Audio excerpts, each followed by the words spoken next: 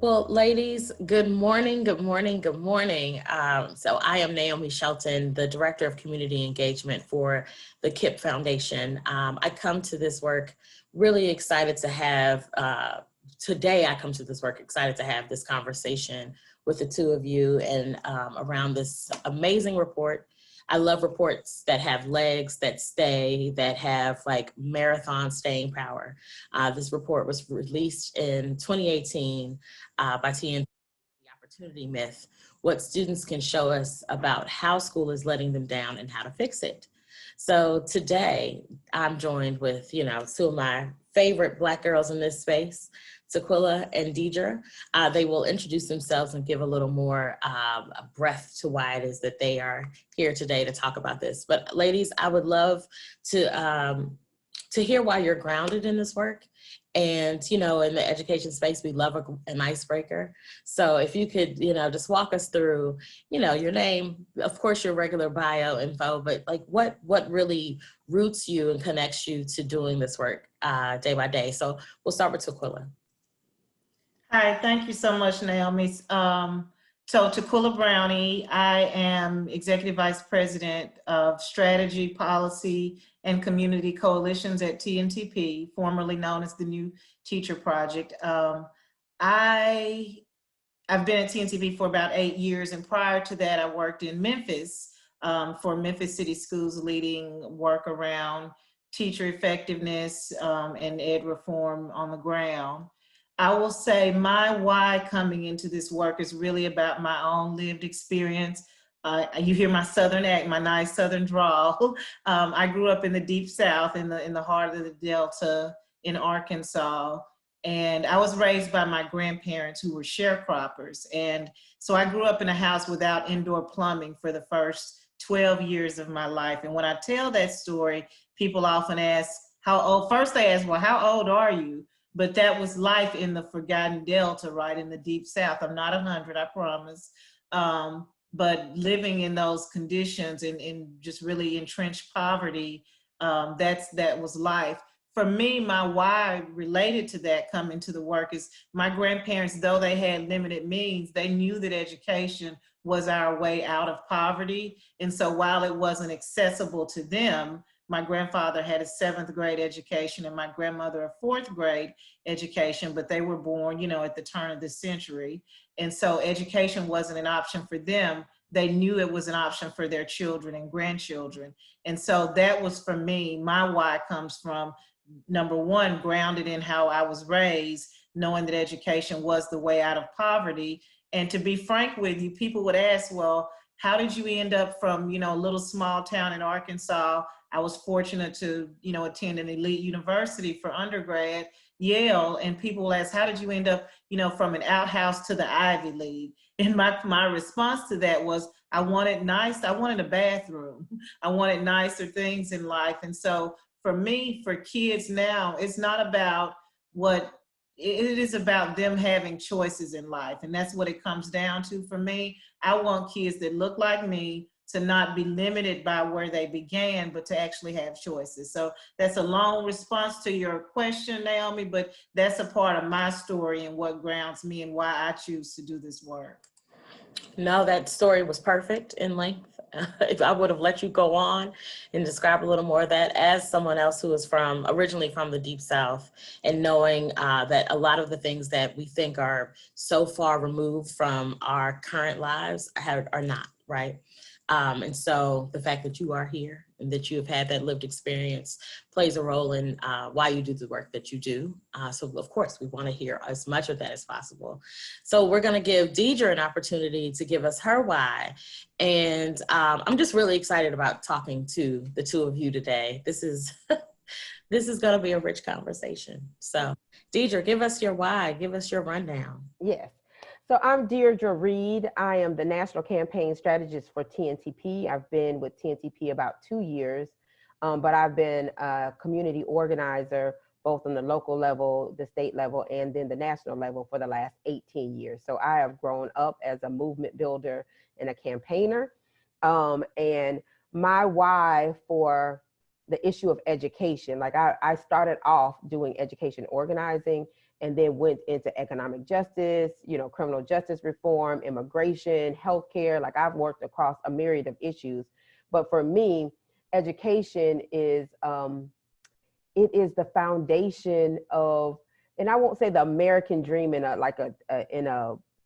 loaded way, but like the idea of citizenship in this country is defined only in two ways, especially for Black folks. If you think all the way back to the enslavement of African people, it was whether or not you could read and whether or not you can own land, which is economic security. And so for me, this is a liberation strategy, making sure that our children, Black, brown, and poor, have access to quality education, to tap into their innate genius.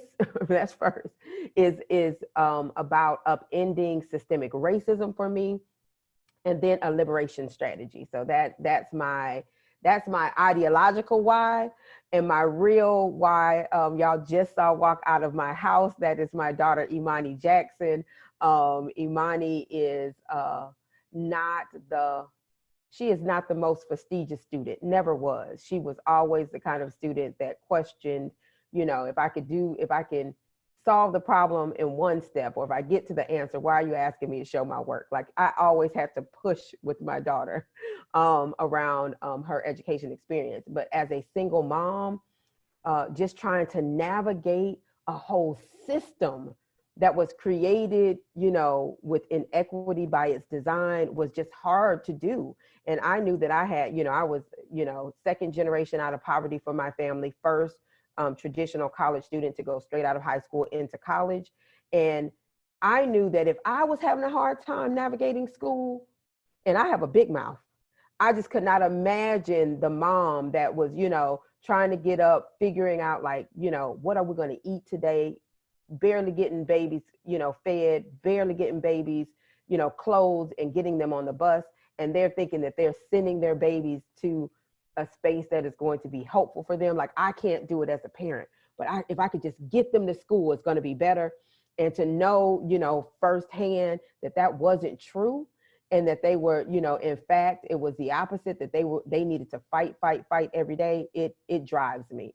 That's what drives me to this work. It's like, hey, I had to do it, and it was very hard. And so how can we make it easier for parents to navigate a system that wasn't really set up for their children to survive, to thrive?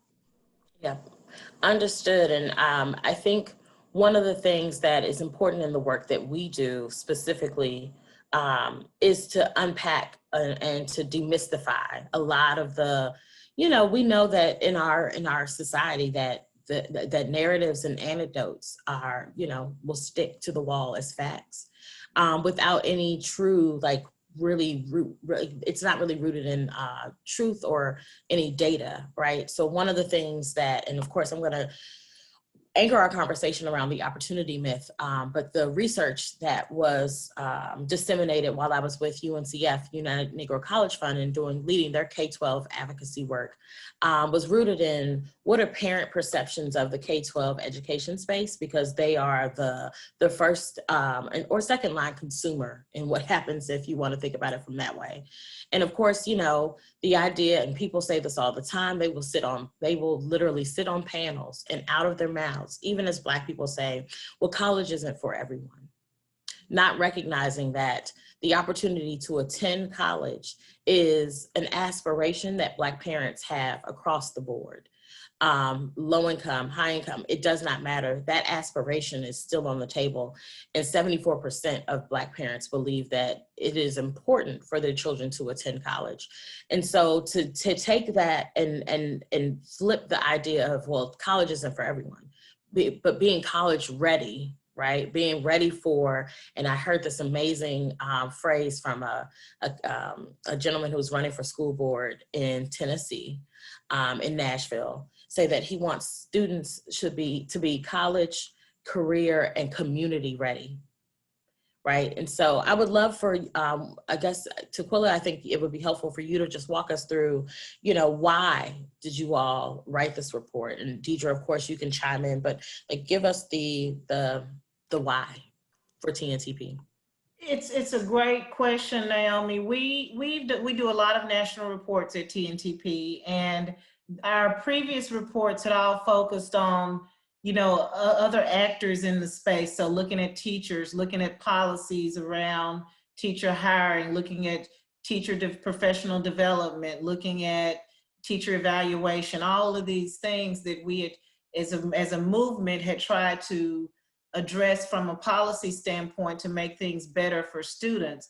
And so we came at the work realizing the one voice that was missing in our reports and in our research was the voice of students. And so we decided to anchor this report and this research in the student experience.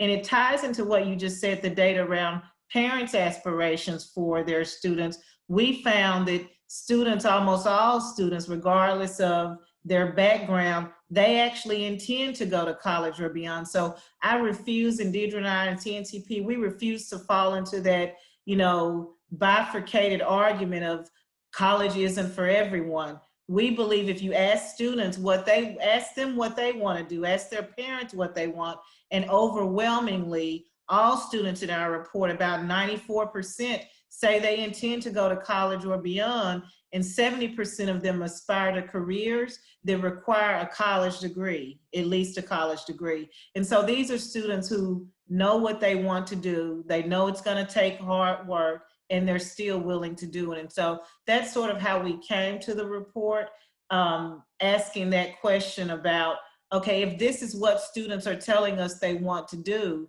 let's understand from them their experience. Are we living up to that as schools? Are we falling down on the promise that if they do what they're asked to do, they'll be set up for success? And in our research, we found that unfortunately, although students are being asked to do work and they're doing what we asked them to do, they're still not ready. And we wanted to understand why not. Deidre, anything you would add to that?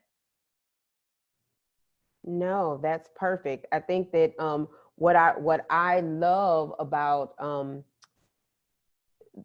yeah, just like the way in which this report was done, not only because it was by the students, like the student perspective, but the other piece to me is like fighting another piece that we need to fight, which is this idea of rugged individualism, that for some reason, and exceptionalism, that if you could fix one person, then it's fixed. And so when I think about the way in which we talk about our education system, we demonize or we lift up teachers. That's it. It's like it's almost like there's nothing else happening in a building or in a school in a district except for the teacher. So if the teacher is good, then the students will be good. And it's like what we saw in this report was that we've even shackled the hands of teachers to a certain degree with our policies and procedures. And so both this idea of what are the ways in which our students, what do our students need? That's first.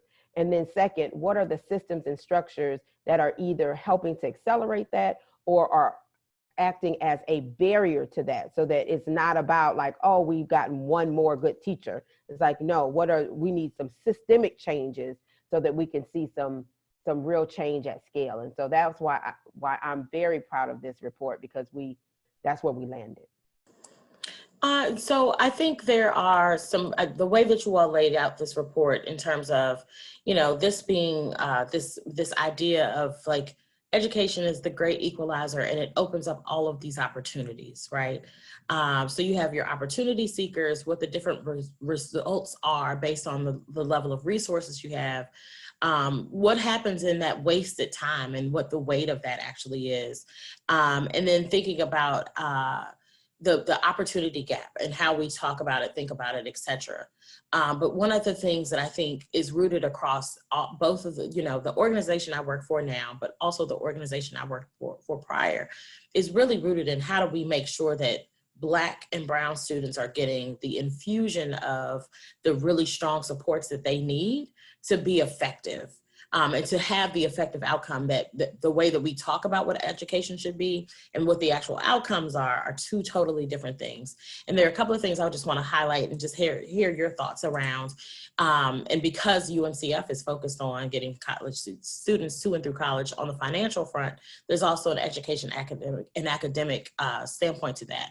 But in the report, it says that the college remediation cost for students and their families is at $1.5 billion annually, not over 10 years, not over the last 2, annually. And so that ends up showing up in how students have to, like what they're paying for, where they think college is a 4-year experience. There's an extra, there's extra money that ends up coming with that, of not being at grade level when you walk out of your school, your high school, when you get that diploma, just not being prepared. And so the single remedial courses, the students are more than likely, 74% of students are more than likely to drop out because of this ongoing, just scaffolded pressure of the finances, understanding now that you don't have the academic foundation that you need to be successful. Can you walk us through, either of you, can you walk us through what are the implications of some of the findings? And if you want to take us through some of the findings of the report, but some of the additional ramifications of when we don't have students prepared for, college, career, and community, what's the butterfly effect of that? Yes. Can I start first with the story, and then I'm going to pass it over to Aquila to answer your question, because it really is, going back to my why. As I actually lived in Nashville, Tennessee for many years, and my daughter grew up next door to her best friend. So it was like one of those, quintessential, little things that happened. Well, both of them were in the same grade, two young women, both African-American women. My daughter decided to go, our family decided to send her to a magnet school. Her family decided to let her go to our just zone school. And what was so interesting to me, and just to tie it around to what you were talking about, both of these young women took the exact same coursework, pre-K, pre-calculus, pre-AP calculus, every time I would see this exact same, schedule come in, they would have the exact same book.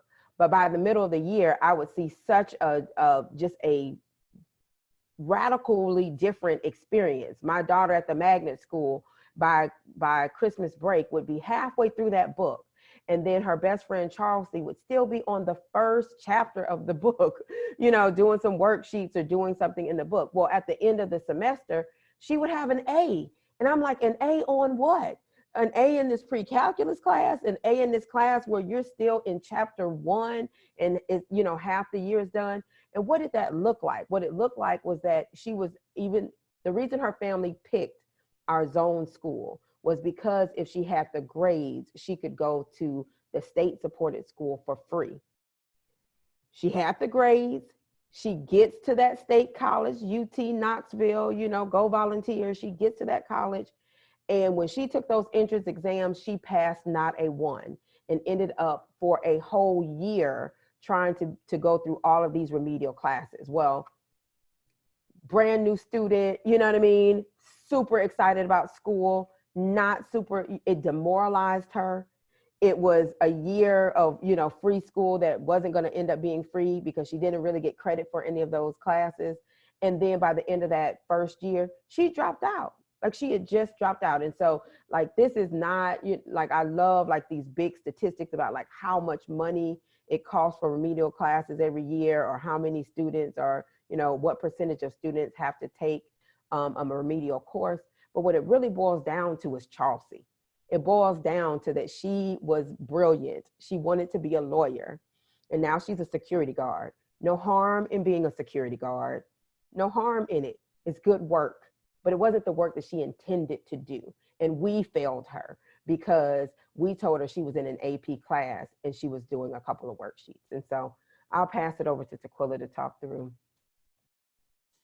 That is exactly what we found in the research. That experience that Deidre is describing is what we saw. We know nationally, Naomi, to your point about the cost of it, these are real students behind those dollars.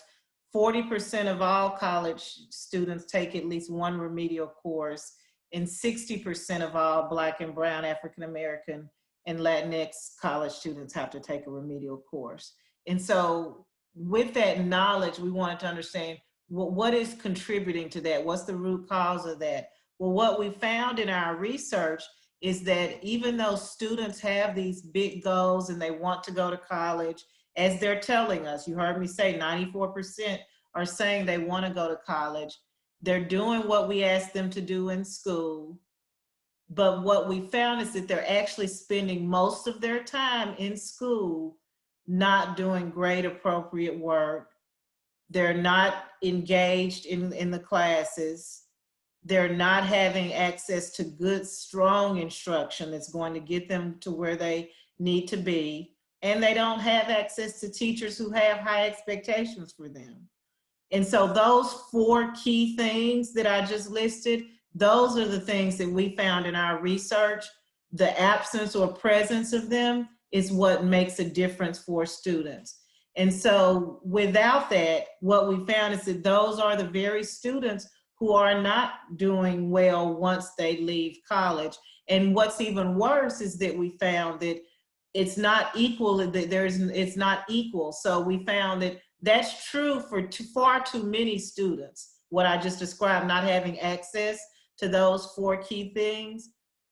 It's even worse for students of color, for some of our most vulnerable students, like students with disabilities, students from low-income families. And so we're doing a disservice to all students. We're actually doing close to educational malpractice for some of our other students. And thank you for that. I think in laying out what those 4 pillars are within what makes for the most the deepest and more effective school experience. We talk about assessments, like we hear people talk about assessments very broadly and how they are problematic. And we know that assessments for the Black community show up very differently. And so to hear people say, oh, we don't need assessments, we don't need assessments. We know that that's one of the best ways for parents to be able to track, but we know that these things aren't aligned. When it comes to the assignments, like you said, Deidre, if you have some worksheets and you're doing this, that, and the third, and you're going as a student, you're like, well, this is what school is telling me I'm supposed to do, right? But what does that mean in terms of the actual content? What does that mean in terms of, from the instructional level? You could be checking all the boxes, but if the assignments aren't, really constructive in terms of like, what are you mastering, right? So if you could walk us through what are some of the elements of that school, that academic side of the work, and how should teachers be thinking about or looking at that? How should school, when we think about it, the broad stroke discussion around education, what is it that we need to be thinking about beyond assessments and being able to say, oh, you got an A on this assignment? What does the other side of that look like? What is the deeper work behind that? Yeah, so it's a great question. We didn't just look at assessment data, like to understand the experience of students. We went into schools, we followed 4,000 students in 5 districts across the country. And this was a combination of urban districts, rural districts, CMOs, and they were geographically spread across the whole country. So we, a representative sample, it met all those standards. And we looked at what was happening. We observed classrooms. We looked at what the instruction was like. We looked at the student work, samples of the student work. What are you asking students to do based on the standards? How are students behaving? Is it the wild, wild west like some people would have us believe when they try to, as Deidre said, sort of this, what did you call it, Deidre, the rugged into individualism?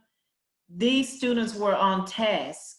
They were doing what we asked them to do. We decided through our student work protocol to look at, okay, what are we asking them to do? And I love to share with you just 2 examples of the type of work that we were asking students to do. So in this assignment, this is one assignment from an 8th grade class in one of our districts. The students had to read a text, grade appropriate, culturally appropriate. It was about A Mighty Long Way. It's about the Little Rock Nine at Central High School. They not only had to read this text, they had to then write an informational essay where they had to analyze historical events. They had to basically read and write, think critically in order to complete this assignment, which was appropriate for 8th graders who in 4 more years will be, you know, out of our schools and in either a college or career. So this is one school, one classroom, and that's what they were asked to do of 8th graders, general education. The same school district, a different 8th grade classroom, these students were asked, and this is at the same point in time of the year, were asked to read a worksheet and answer a few multiple choice questions and fill in the missing vowels in words like habitat. So if you see here, it's hard to imagine that this river was once an unspoiled marine and there are a few consonants. They had to fill in the missing vowels. These were 8th graders in the same district where just across the highway, students were actually being asked to read grade appropriate text and think critically and write. And we wonder why some students are having one experience and some students are having a different experience. It's assignments like this that are actually exacerbating the opportunity gap. I have a 10-year-old son. He's in the 5th grade. If he brought home a worksheet like this now in the 5th grade, filling in missing vowels, and this is what we're asking of 8th graders, general ed, to do, thinking that they're going to be prepared in 4 more years. And then what gets me to Aquila and Naomi about this worksheet is that they didn't even have them, they put down on the worksheet what a vowel, the definition of a vowel, A, E, I, O, U. So there was just no thought needed whatsoever you didn't really have to read the text at all to be able to answer the question. And then on the other side, because we are 3 beautiful Black aunties on this, when you ask the question as an auntie or as a mama, you're asking, what's your grade? And then the response is, oh, I received an A, or show me your report card. And so when a parent gets a report card, not looking at this assignment, and you have straight A's or A's and B's, oh, Nikes are coming.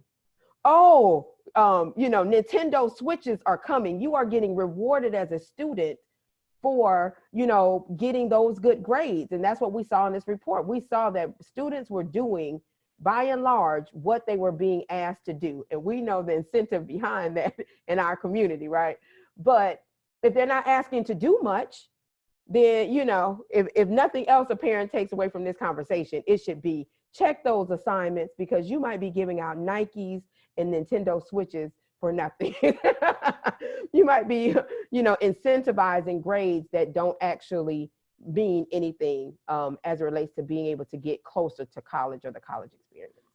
And so Naomi, we found, to add to that, and what we found is that the assignments, like we showed this Billion Oyster Project worksheet where they were filling in missing vowels, unfortunately, that's happening. That was not an anomaly.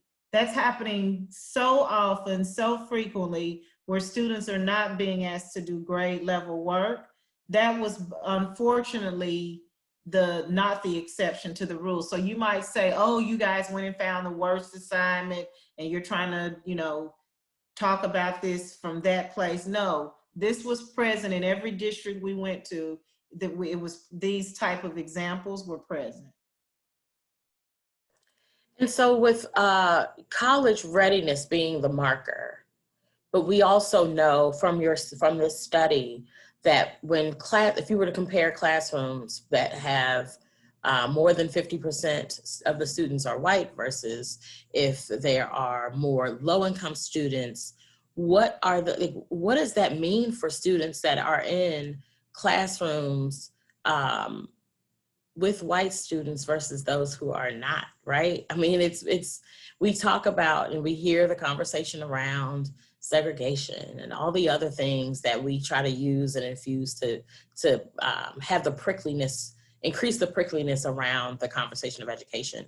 But what does that really mean when you have classrooms or school buildings that are predominantly Black versus more integrated classrooms? What does that really mean at the end of the day in terms of what the quality of education or the quality of the assignments that students are receiving?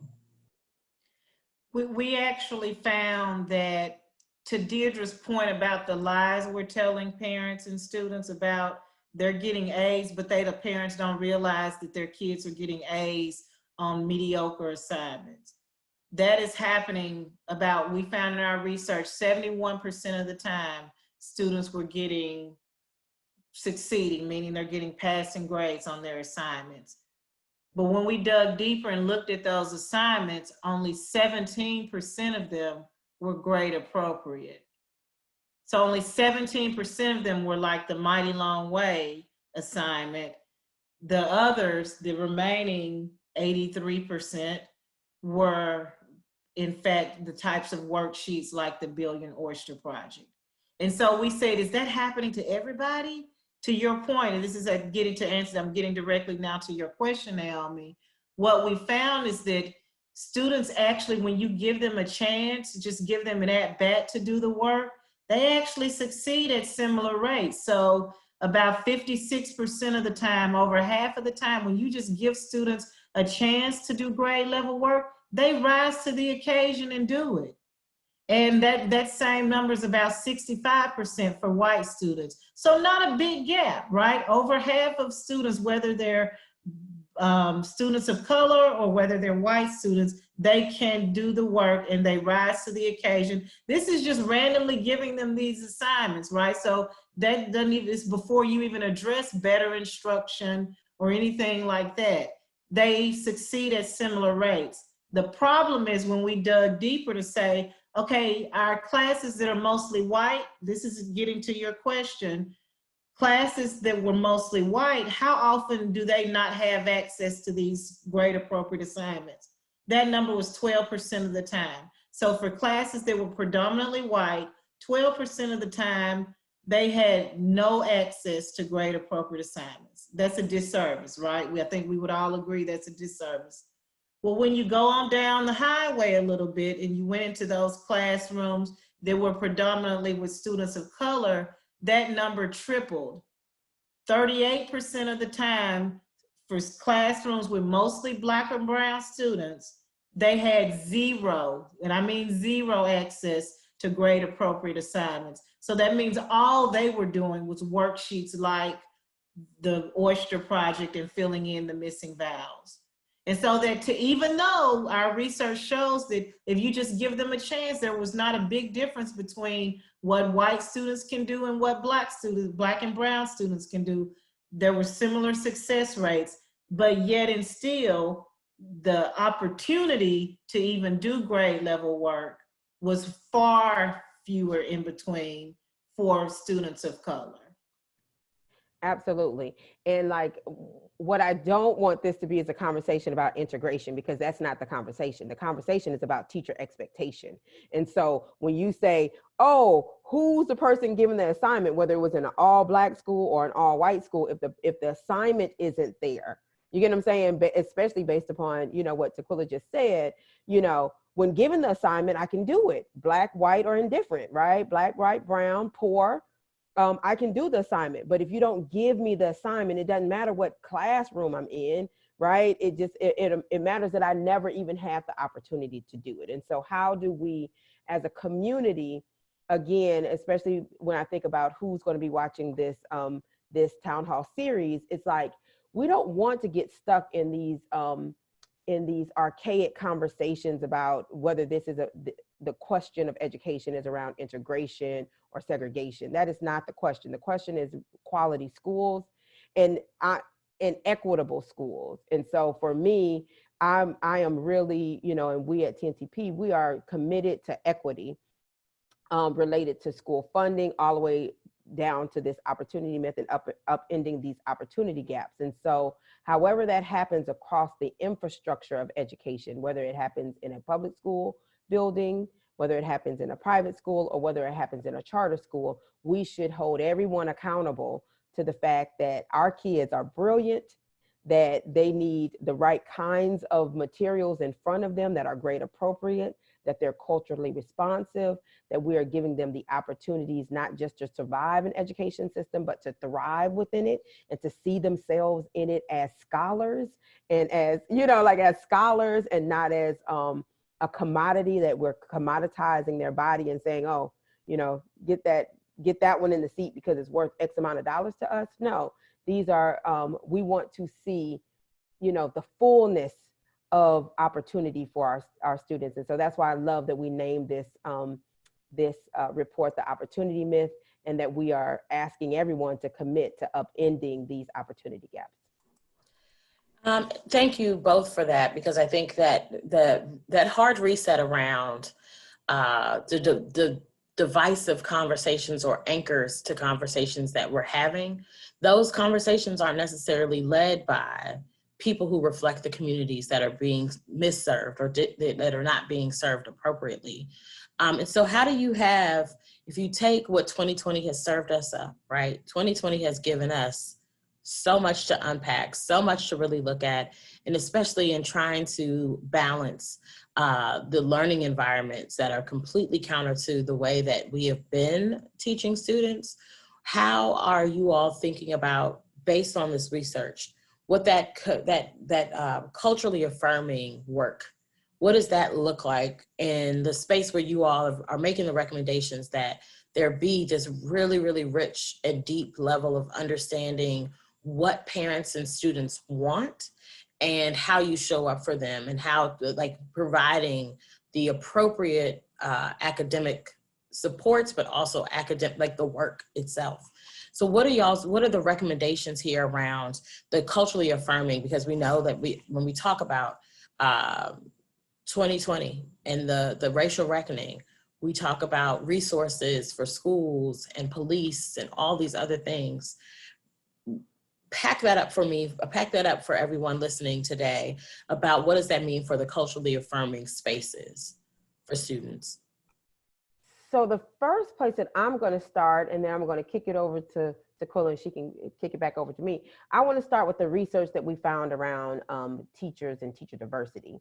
So we found one of the just key pieces of data was that 82% of teachers supported academic rigor and academic standards. So we asked the question straight out, how do you feel about your state standards? And 82% of all teachers said, love them. Then we asked the question, what is your expectations for your children, your students, and the standards? And only 44% of them said that they thought their students could actually, meet the standards. And so the way that I look at it is like, you ask them the question, do you believe in these standards? Of course I believe in the standards. What about for your kids? Oh no, not my students. Oh, not my poor Black and brown students. They can't do that kind of work. That attitude is what we saw. However, when we talked to and polled teachers of color, their expectations, 66% of those teachers had really high expectations for both their Black and their Latinx students. And that was juxtaposed to only 35% of teachers who did not hold the same ethnicity for the students that they were teaching. And so for us, what we put those, you put data together in different ways, but the way in which we put that data together meant that we really have to get more Black and brown teachers. Our teaching pools need to reflect the community itself. And so how are we to start the conversation on how do we put into policy and into practice some culturally relevant work, the very first thing is that we need to have more Black and brown teachers. One, because of their expectations, and second, because it's the right thing to do. Like we should be reflective of the community. And so, Tequila, I'll let you talk, and then I'll also talk about policy. Yeah, and it's the right thing to do, and it has meaningful outcomes for students. So in our research, when we actually looked at student outcome data and looked at how the impact of teacher expectations played out on that, we found that when students had access to a teacher with higher expectations, their growth, they grew 4.6 more months in a year. So that means that in a year, you're making up for lost time if they grow more than the number of months in that year. So their growth trajectory was higher compared to students who did not have access to a teacher with high expectations for them. And what we know from other research is that all students actually benefit from a more diverse teacher force, particularly Black and brown students, but it is true that all students benefit. So then again, this is benefit from an academic outcomes perspective. So sort of in the hard data of assessments, and all students benefit from that. Well, thank you for that. I think when we have conversations around education, they can be extremely polarizing around how many white students are in the room, because that tells us that there's high quality there, et cetera, et cetera.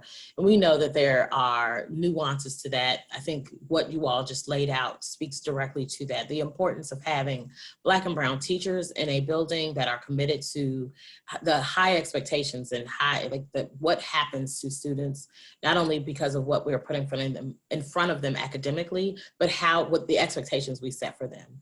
And there have been several reports that speak to that and the importance of having one Black teacher in your educational journey. So we're not saying go out and fire all your white teachers. I don't want anybody to walk away thinking that's what we're saying, because that number was not 100%. It wasn't true that 100% of the time, if the teacher matches the race of the student, they had high expectations. That was, as Deidre shared, that was 66% of the time.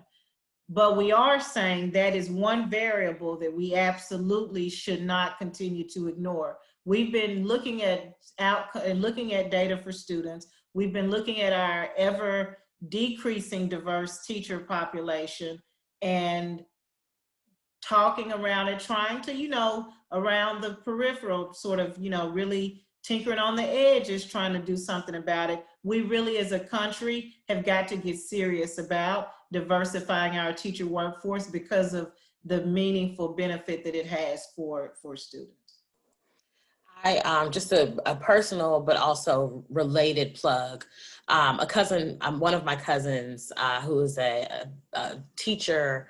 I'll put it this way. She teaches teachers how to teach, right? So she conducted during her dissertation, conducted research around what teacher preparation should look like, and comparing that to teacher preparation programs versus traditional programs. And found that a white gentleman who participated in one of the alternative certification programs was a better fit for the students that he served than the Black teacher who had gone through a traditional teacher preparation program. And so I think that is one of the things that we hear conversations around teachers unions, et cetera, and the various players and actors in the education space. But what are we thinking about and talking about when it comes to the actual preparation of teachers? And how do we take some of the learnings, not only for the experience of students, but some of the learnings that some of our alternative programs, what they have learned to really pull out some of those best practices. And so I would love for you all to just give us your top line thoughts from the report. What have we not talked about? What have we not covered that you want to make sure that we walk away with today? And then if we can do that and then round robin and just say, going forward, as we look at what the opportunity what the opportunity gaps have been, but what are the opportunities in terms of what's possible as we turn the corner post-COVID in this, next year, and hopefully things returning to some level of a new normal. What are the things that you think are possible? So starting off with what did we not get to hear directly from you about the report? And then what did we need to think of as we move forward? I'll start. I just want to reinforce, I think, the point that as a country, we've been talking about the achievement gap for years, for decades, frankly. And the point that I want to make is that what we found is that the achievement gap is not inevitable. We've been working at it and not making progress on the achievement gap. We actually want to shift the conversation from the achievement gap to the opportunity gap, because the opportunity gap is actually what's exacerbating the achievement gap. And so it's not inevitable. It's baked into the choices that every adult in the system is making on behalf of students. So this is not a teacher bashing session. It's not intended to be that. It is about all of us, every adult in the system, making different choices for our most vulnerable students, our Black and Brown students, our low-income students, our students with disabilities, our English language learners, multi-language learners. This is about making different choices for them so that they can be on a trajectory different from the one they're on. The last thing I'll say is in our research, we actually found if you give students of color access to grade appropriate assignments, just at least 25% of the time, their whole trajectory changes. So think about it. That's not saying every single day, every single assignment. That's saying at least 25% of the time, you can change the trajectory for those students. So this is about giving, in other words, give them opportunity to do rigorous, grade appropriate work. Just give them those opportunities and you're literally changing their lives. Absolutely. And what I'll add to that is, Maya Angelou says, when you know better, you can do better. And so when I think about what parents know or don't know about where their students are, it is about whether or not they have access to the information in real time, whether it's grades or whether it's, other, standardized tests. Any of that information about the school, their school experience, parents are in the dark most of the time. And so how do we in real time ensure that parents have the information and the data that they need to make the kinds of decisions that they need for their own children and for the collective children, for all the children in their community? And how do we make that into a policy that, whether it's on the local level or on the state level, gives them more agency to be able to help to craft the educational experiences of their students? And so when I think about, pre-integration, the one-room schoolhouse, there was a way in which, both whoever was a teacher lived in that community, was a part of the community, knew your mom, had high expectations for the students. And we don't want to go back, you know what I mean? We know that separate, and I believe that separate and equal is inherently unequal. You know what I mean? Like it is baked into the cake of that.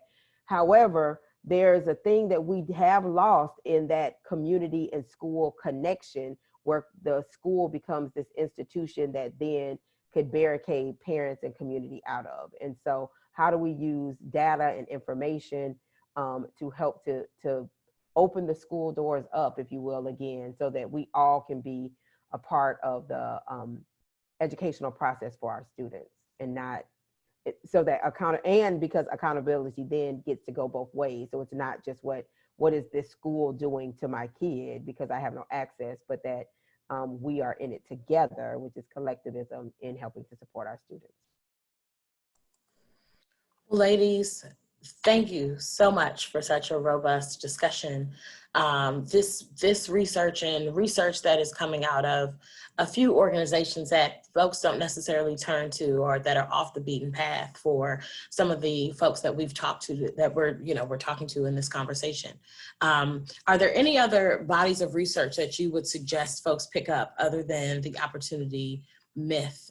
What are some of the other pieces of research, if you have any, that you would suggest people take a look at to really unpack how they're, like, the way that they're thinking about the work that we do every day? Well, from our organization's perspective, we, on our website, tntp.org, you can see resources to all of our national reports, where we look at sort of all of the things from teacher evaluation, teacher professional development, and understanding school culture, and how we think about our irreplaceable, our very good teachers, how we should be thinking about treating them. So I would definitely say check out our other national reports on our website at tntp.org. And Deidre, did you have anything you wanted to add? Not for reading as much. I think that, like, given the space that we're in, I don't know when this will air, like when people will watch this, but like we are in the midst of, the counting of the election, you know what I mean? Like that seems very uncertain. We've had just so much uncertainty around the pandemic, and then also as it relates to Black and Brown lives and how they matter in this country, that the issue of education, I don't think is lost in all of that. In fact, I think it is paramount that we take this as an opportunity to lift the transformation of the educational experience as one of the planks in our collective platform. It's like when you ask the question, like, where do we go from here, chaos or community? Education should be front and center to that conversation, both locally, at the state level, and at the national level. And when I think about, whomever becomes the president of this country, within the next, hopefully, week, maybe, hopefully it'll happen within the week. One of the conversations has always been around this idea of college access. And, if you leave with nothing, that college access will be inequitable and not enough if we don't have college readiness. If we don't fix K through 12 schools, the school experience for our students, we could give college away for free to everyone and our kids still wouldn't have access to it. And so how are we using this again as an opportunity, whether it's through virtual learning and all of the things that are happening right in real time? How are we taking a moment to just breathe and reimagine school, not just from in TNTP, we're doing it as well, not just from our newest report, the opportunity myth, but like in real time, with the opportunity myth in one hand and the newspaper in another hand, in our other hand, saying what are we missing, and what else could we do at this time that would help to accelerate learning for students, that would close the opportunity gaps and help to serve parents and students and our community in a different way. And so we invite you all, to come reason with us publicly about this and help to support us in our thinking about what needs to happen next. Awesome, thank you. So as we close out, ladies, how do people stay connected with you and the work that you do? Just give us a really quick, your elevator pitch. So our website is www.tntp.org. We'd love for folks to check that out. But a quicker way maybe to connect with us, if you can text the word commit, COMMIT, to 797979. Again, that's texting the word commit to 797979. You can connect with us and get more information, and that's letting us know that you are committed to upending the opportunity gap for all students. Thank you so much. It was a pleasure to hear from both of you to really unpack this research and make it tangible for folks that don't really have time to sit up and read reports all day. the way that we often have to. So I appreciate you. Thank you all for the work and commitment that you have, the work that you have done and the commitment that you have to continuing to do this work. So thank you so much.